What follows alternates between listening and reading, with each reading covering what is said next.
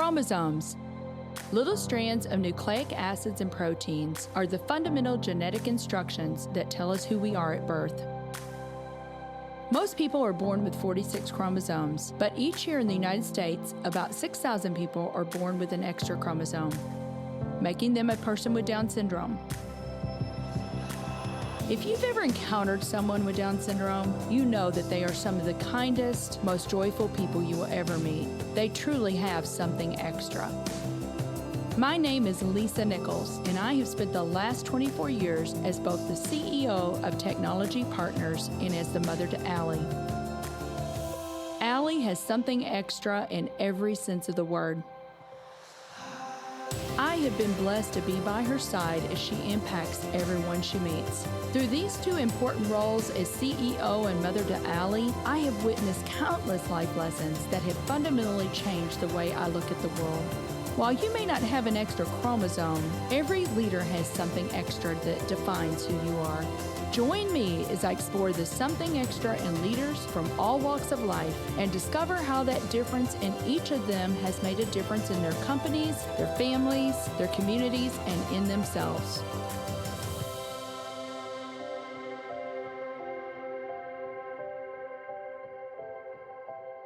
I am thrilled to have Mark Taylor on the show today. Mark is the Dean of the Olin Business School, as well as the Donald Danforth Jr. Distinguished Professor of Finance. Dean Taylor, I am just so delighted that you have made the time to be on the show today. I've had so many people tell me, you need to have Dean Taylor on the Something Extra podcast. So thank you for making the time. I know you're incredibly busy. Well, it's my very great pleasure to be here. Thank you for inviting me. Well, there is so much that I want to talk about today, and I know that a little 30-minute podcast is not going to be able to capture it all, but we're going to try. We're going to try to hit as many topics as we can. So you didn't grow up, obviously, in St. Louis. You grew up in the UK. You have a very prestigious educational background. You've got multiple degrees from Oxford, and you and I have talked about that a little bit. I think, isn't Oxford like the second oldest university in the world? Well, it's the oldest university in the United Kingdom. It's one of the oldest. I think Bologna is probably older in Italy. Oxford is broken into colleges that make up, there are 30-odd colleges that make up the university. And the college that I became professor at was University College, which claims to be the oldest college in Oxford. So therefore, one of the probably the oldest education establishments in the United Kingdom. And that dates from 1249. My goodness. Well, I want to talk about that. I want to talk about your educational journey, and then we'll get into your career. But you are in company of a lot of notable alums, right? So I think Emma Watson, Hugh Grant. I told you I love C.S. Lewis. He was a professor there. J.R.R. Tolkien, Lord of the Rings. So tell me about the pub. There's a pub, right? That's right. Tony Blair was also, the British Prime Minister, was a couple of years ahead of me at St. John's College when I was a student. And St. John's College, there's a pub opposite the college called the Eagle and Child, or the Bird and Baby, as it's colloquially known. And that's where a group of writers in the early 20th century called the Inklings used to meet, which included people like J.R.R. Tolkien, C.S. Lewis, and so on. So it was kind of fun to go over there, have the odd beer, the occasional beer, and think, well, I'm sitting in the seat that Lord of the Rings or The Hobbit the plot might have been hatched right here. It's quite interesting. That is so neat. You've got so many different degrees in philosophy, politics, economics. You hold master's degrees, PhD degrees in economics and finance from the London University. So getting into your career, one of the things that's said about you is you are one of the most highly cited financial economists in the world. So we are so blessed and thankful that you decided to come across the pond to St. Louis. Well, it's my very great pleasure to come here. And I was really delighted to be chosen for this very important and privileged role. So, I'm glad to be here. So there's a lot that I want to talk about with WashU because I know you have a big vision. But let's back up and tell us a little bit about your career journey, some of the things that you've done. Sure. And I should say, I did go to one of the most prestigious universities in the world. I'm very, very proud to say. But, I came from just an ordinary background. My father was a car worker. I came from the Midlands, the centre of the United Kingdom, which is kind of like, I guess you'd think of it like the Detroit of the UK, I guess, Motor Town, Birmingham, Coventry, that sort of area, Warwickshire. All my brothers went to work in car factories and so on. So I was the first person in my family, first generation to go to university. And going to Oxford, it was quite interesting, bit of a shock, bit of a change of scenery, as it were. But I went from there. I worked in the finance industry as a foreign exchange trader for a few years, and I went back to graduate school, did a master's, did a PhD, then became a professor. And then I went to work for the Bank of England for a while.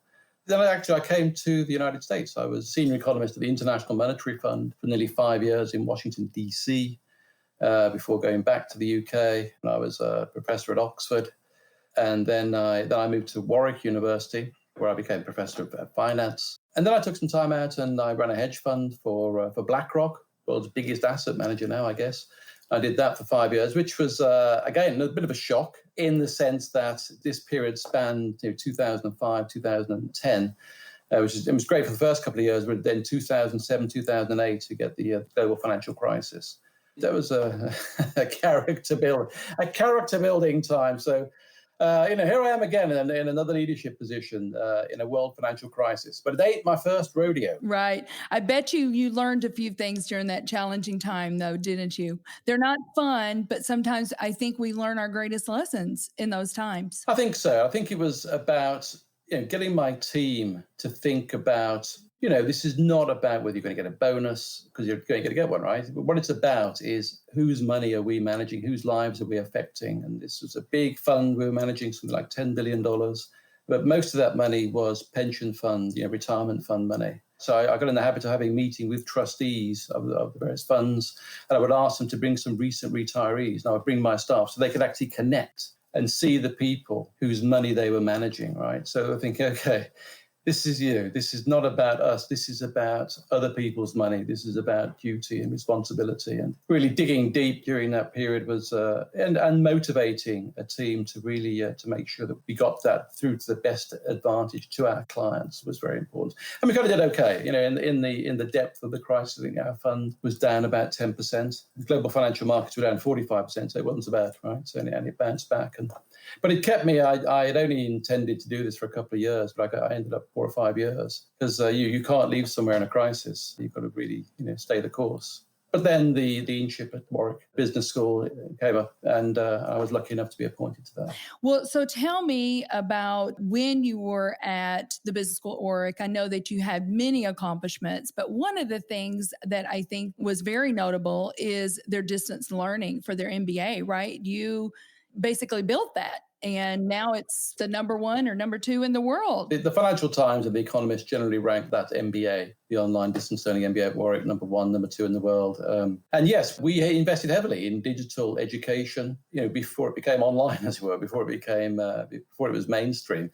And when I arrived there was a kind of an literally old-fashioned correspondence course where you sent out stuff in the mail and it came back, the scripts, sort of essays came back in the mail and they got graded and so on. And I said, okay, this is ancient. We've got to go online. This is what we're going to do. And we invested heavily.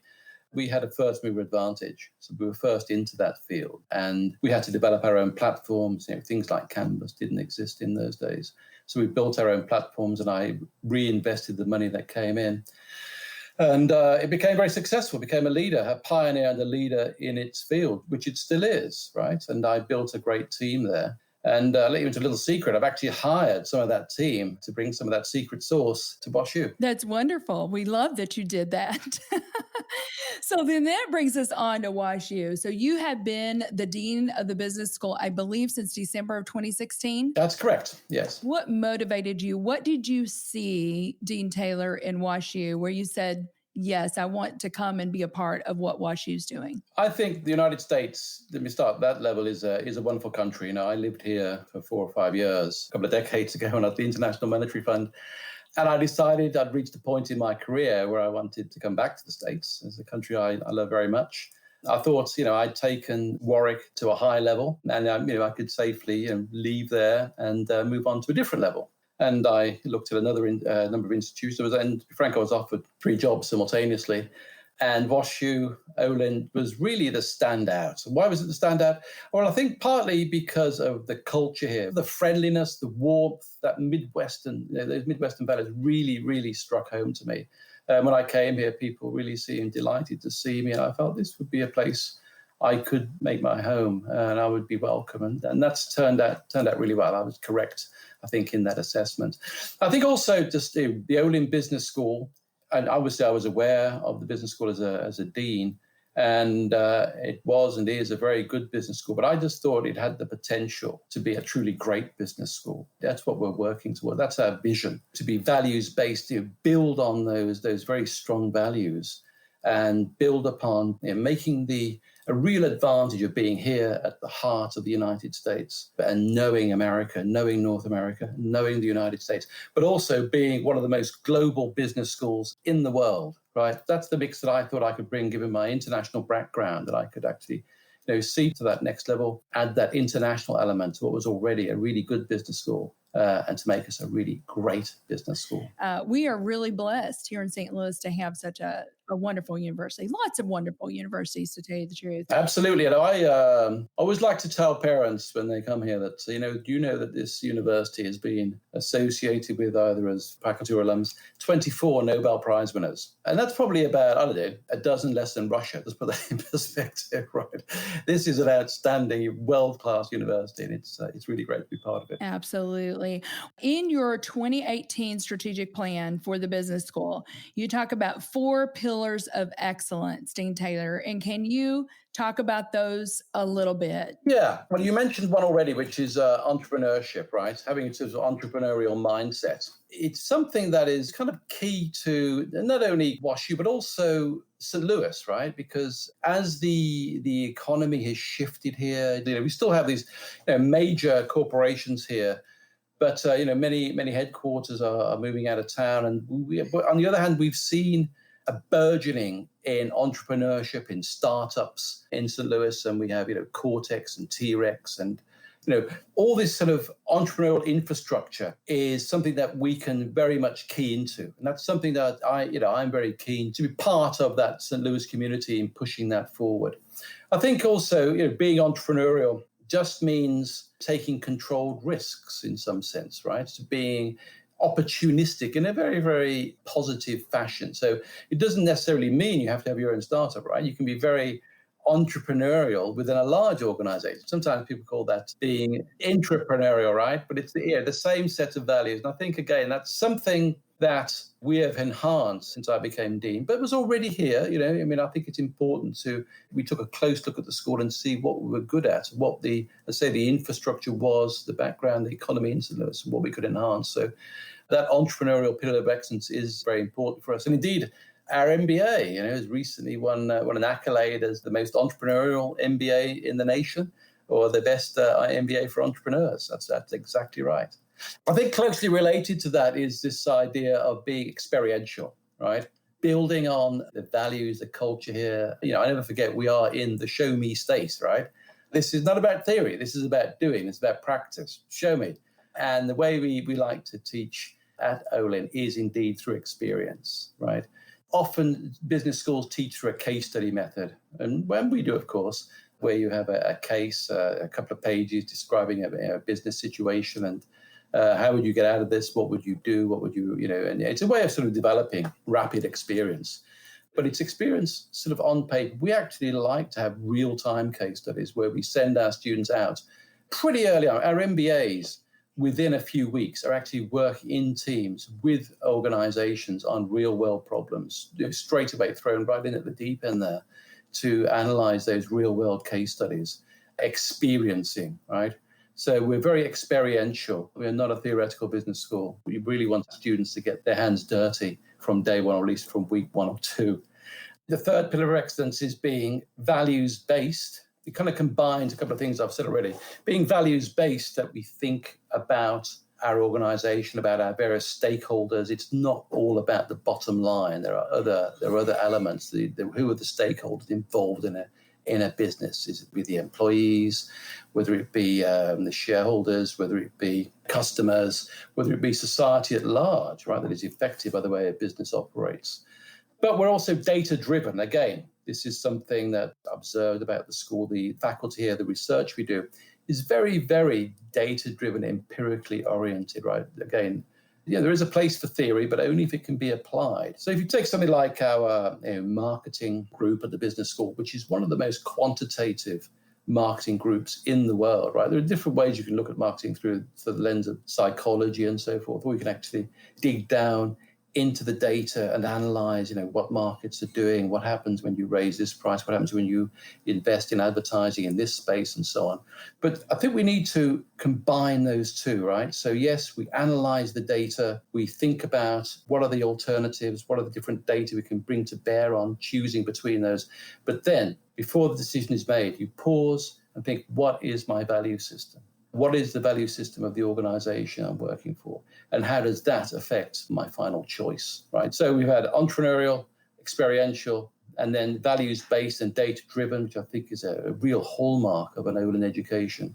And then the final pillar of excellence is being globally oriented, right? There's a paradox. Here we are, the heart of the United States, a Midwestern school. We know America. We have those strong Midwestern values. But make no mistake, we are one of the most globally orientated business schools in the world in terms of our students, in terms of where we send our students to when the world is open, of course, and in terms of the way we teach our students. So globally oriented is our fourth, but equally important pillar of excellence. Very good. Well, thank you so much. And we've got so much more to talk about, but we're going to take a quick break and we'll be back with Dean Taylor. Are you an IT executive with years of experience? Are you energized when you empower others? If I've piqued your interest thus far, you may be a great mentor for the TechLX program in St. Louis. TechLX prepares rising IT leaders to tackle today's challenges and prepare for tomorrow's demanding roles by pairing them with senior IT executives like yourself. Mentors receive coaching from technology partners and will be invited to all TechLX networking events featuring outstanding speakers of the IT industry. To apply, visit tpi.co/TLX.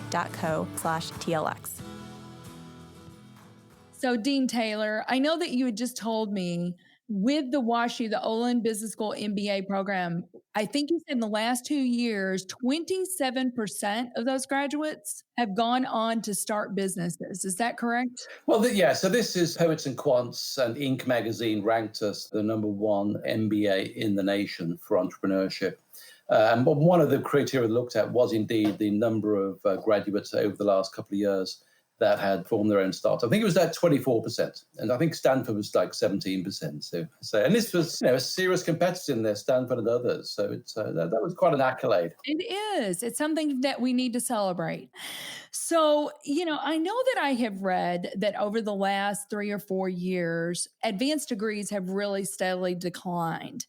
What do you think about that? And I know that having a really robust online presence, we really do believe is going to probably be the way of the future to get more people wanting to enroll in advanced degrees. So what's your take on that? Well, when we say advanced degrees, I'm thinking of sort of master's, MBA degrees, right? Now, indeed, in fact, masters, things like specialized masters in accounting, finance, supply chain management, data analytics, have actually grown, right? So we have grown that portfolio over the last few years, actually. And often they will come straight from their first degree to do that. On the other hand, the demand for MBA places is somewhat challenging, right? That has been declining internationally, certainly in Europe and in North America.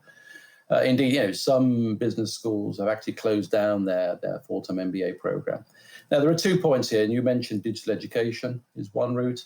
But we took a decision at the business school that we were going to buck the trend, right? We were going to build an MBA that people wanted to do regardless of those trends. So we did, in fact, launch, before the world was shut, we launched the most global MBA in the world, right? Our MBA students, they spent a couple of weeks here in St. Louis in orientation. Then normally they would go to Washington, D.C., to the Brookings Institution. They're one of the world's top policy think tanks where we have a good relationship, where they would be briefed by Washington experts on world business and so forth. And then they would go to Spain and spend a couple of weeks in Spain, actually working with organizations there, with businesses in Spain, and then go from there to China for a couple of weeks. So within the first 5 or 6 weeks, we have this really global immersion. And we've had to pivot very, very strongly around that, right? And we're going to have to see how that develops into the new normal going forward. But, whatever comes out of this, when we do emerge from this pandemic, I'm convinced that will be a major MBA program. Indeed, it was ranked MBA program of the year by no less than Poets and Quants last year. Congratulations. Thank you. But on top of that, I think you're right. I mean, there is a demand for online education. But beyond that, I think we have to think even face-to-face education will increasingly have an online element going forward. And the recent pandemic will actually accelerate that.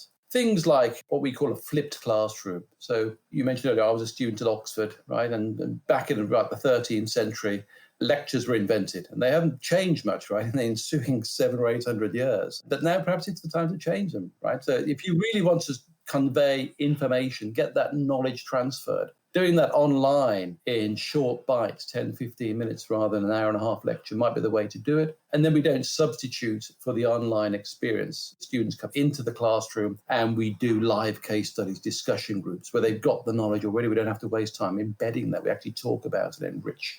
So some element, we call that blended learning, if you like, some element of online digital education is the way of the future, right? That is just what's got to happen. It's, we're throwing the blackboards, whiteboards on the scrap heap and rolling out this sort of digital component of our programs. I think also that there is an increased demand for purely online programs as well. So I mentioned, for example, that we have specialist master's programs where people want to learn a skill, right? You want to learn data analytics. How do I use big data? And that's a skill where peer interaction is important, but really you just want to get the knowledge, right? You want to get that skill. And being able to do that, being taught online to do that anywhere in the world is a big advantage. We, in fact, next year will be launching 2 completely online data analytics programs and a Master of Finance. People will be able to study and get a WashU degree from anywhere in the world, as long as they, but they'll have to satisfy the entry requirements and they'll have to satisfy rigorous examination requirements. That access will be anywhere. And I think, again, some good things, if any, coming out of the pandemic is that people will be more accepting of online education, right? Because, it is high quality. People realize they get used to using Zoom technology or whatever the virtual meeting technology is. That will be a technology step forward that we are poised in our business school at WashU to take advantage of. It's exciting. I could not agree with you more. I mean, this has been awful, but we've seen so much innovation and acceleration come out of it. So I want to get into a couple of fun things that I know are huge hobbies of yours. And one is that you're a horologist. I am, and I should clarify, a horologist is someone who studies time. And I'm also a practical horologist. I have a collection of antique clocks going back to the 17th century. In fact, I'm sitting in my workshop right now, workshop stroke study, where I repair and restore those clocks as well. Now, what got you interested in that? And you and I have talked about that. I love the study of time, and it's our most precious commodity, and we can never make more of it. So you can make more money, you cannot make more time. Yeah.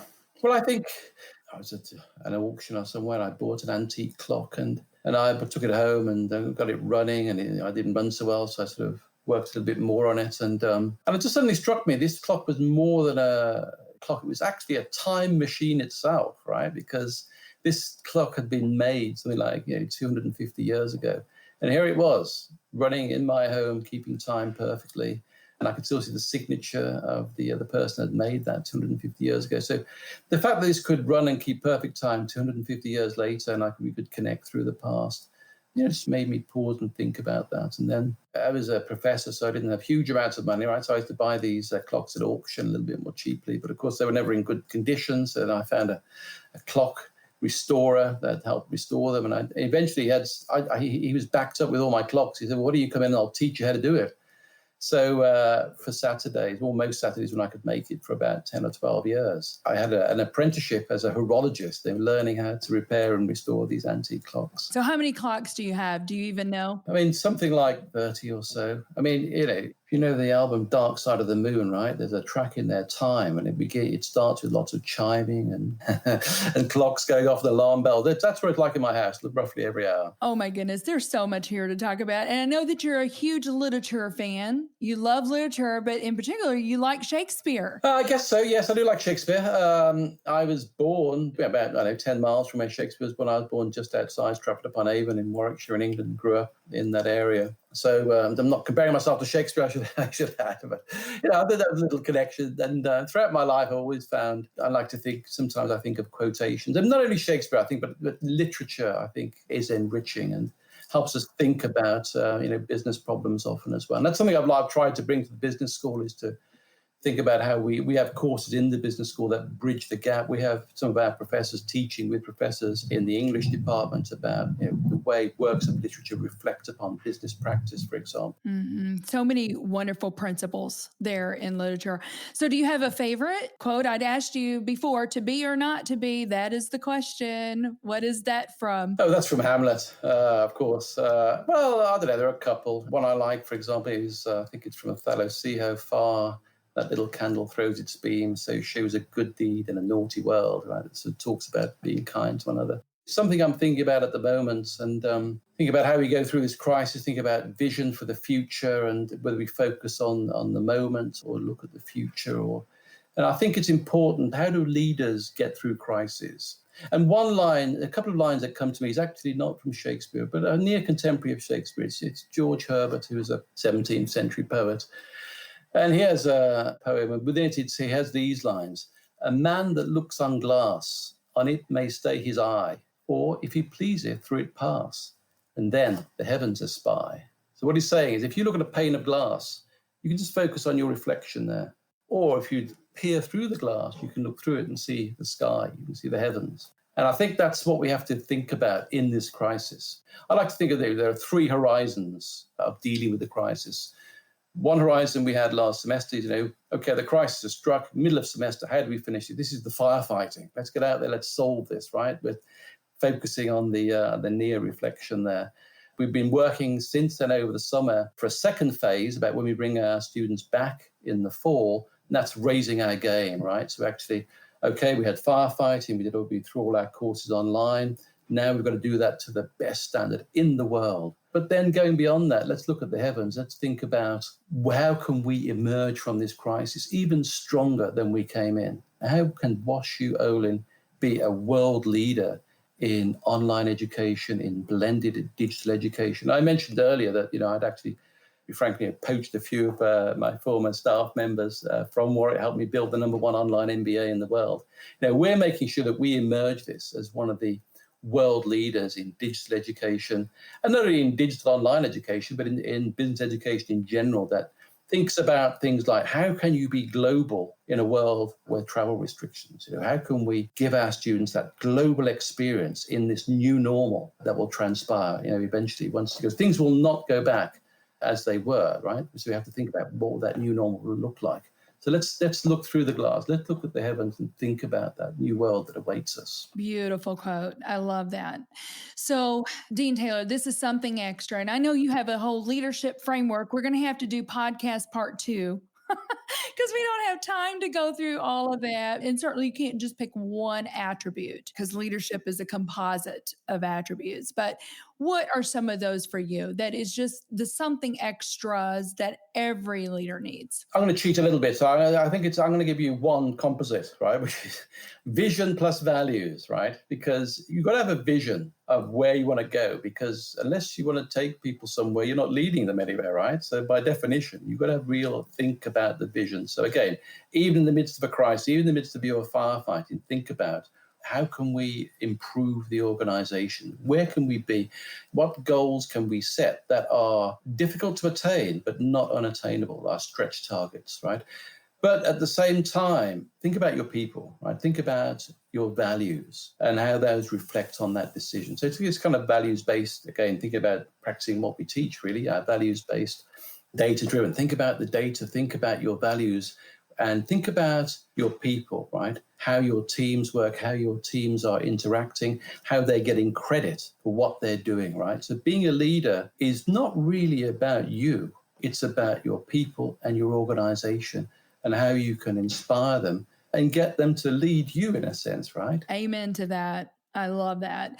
So, Dean Taylor, how would our listeners learn more about WashU, get involved in WashU? I know there's a myriad of ways to get involved besides sending a student or going yourself. Well, there are lots of ways. Yeah, sure. I mean, we have a corporate relations department. My colleague Dorothy Kittner heads that up, so drop Dorothy a line. You can always drop me a line. I'm always available. It's just mark.taylor@buswell.edu. Really, we were interested in what we can do in the business community, both regionally, but internationally and nationally as well, right?